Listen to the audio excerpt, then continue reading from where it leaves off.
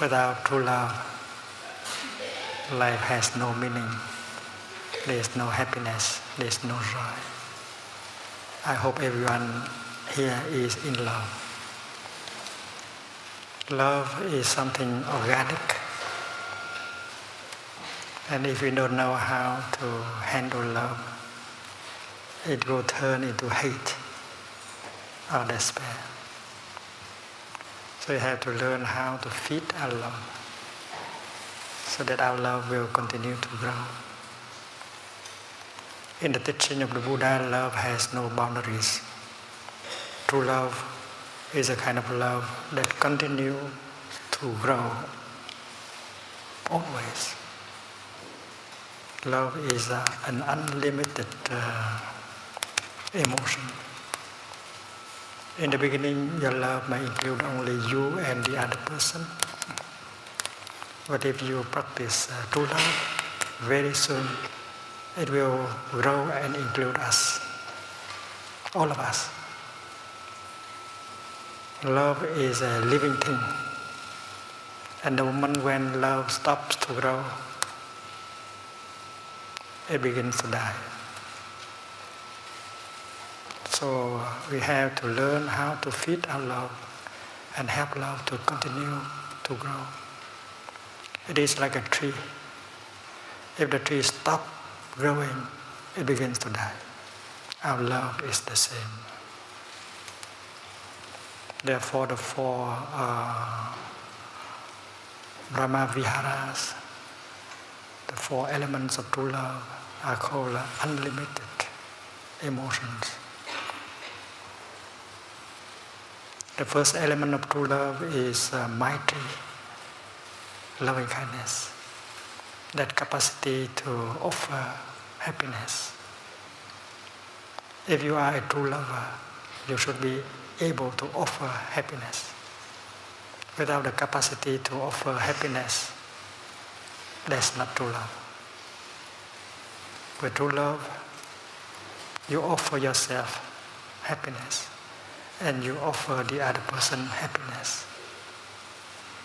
The willingness, the desire to make another person happy is not enough. You may have plenty of good intention to make him or her happy. But if you are not capable of offering happiness, that's not true love. A father wishes his son or daughter happy. But if he does not know how to love, the more he loves, the more he makes his son or daughter suffer.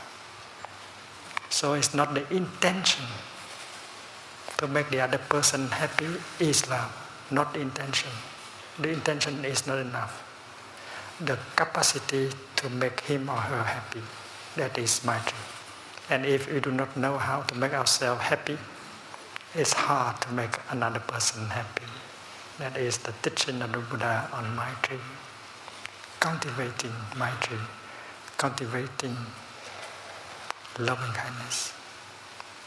And a true lover is capable of making happiness, offering happiness to himself, to herself, and to the other person or persons. And you cannot impose your idea of happiness on the other person. There is a kind of fruit that many people love a lot, durian. But for me, I cannot stand the smell of durian. It's a very expensive kind of fruit. I remember when I was a young monk, I was reciting the Lotus Sutra, and I could concentrate it. I could not concentrate because on the altar there was an durian. So I had to use the ball bell to imprison the fruit before I could continue to do the recitation of the sutra. And if you say, dear Thầy, poor Thầy, he worked so hard, I should offer him some durian. You try to make me happy, but in fact, if you force me to eat durian, I will suffer a lot. So you cannot impose your idea of happiness on the other person. You have to understand him or her. And that kind of understanding is the foundation of love. You have to understand a person before you can make him or her happy. To understand the difficulties, the need, the suffering, and so on.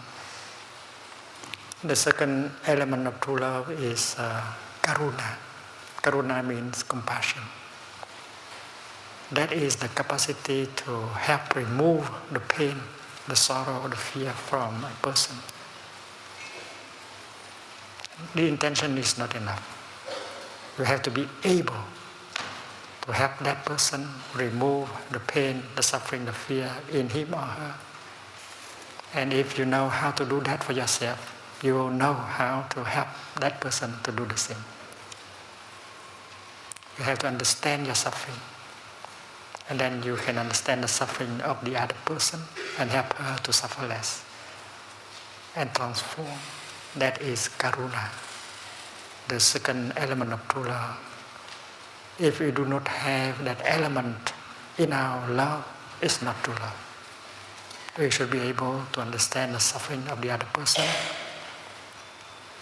and we should have the capacity to help that person transform, remove the suffering in him or in her. And if we know how to do that for ourselves, it will be much easier to help another person to transform. And then the third element of true love is joy, mudita. If by loving you cry every day and you make the other person cry every day, that's not true love. So the mark of true love is joy. And you can recognize true love by this aspect, joy. You are able to offer joy to him, to her, to yourself. And the last element of true love is inclusiveness. No discrimination. When you are in love, in true love, your suffering is her suffering. Her happiness is your happiness.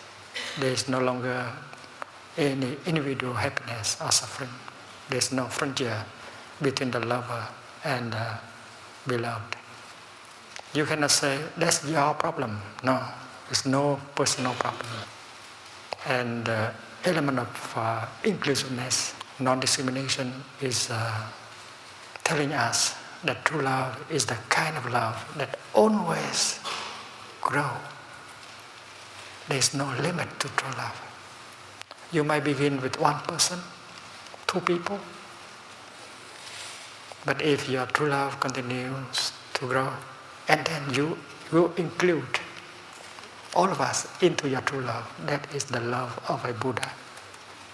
You not only love him or her, but you love the whole humanity, you love all species, and you love the environment, and your love continues to grow until it embraces everything. That is equanimity, that is upeksha, no discrimination, inclusiveness. So the teaching of true love offered by the Buddha is very deep and very practical. And the third mindfulness training is about cultivating true love. And true happiness is made of that kind of love. So the practitioner should be a lover, a true lover.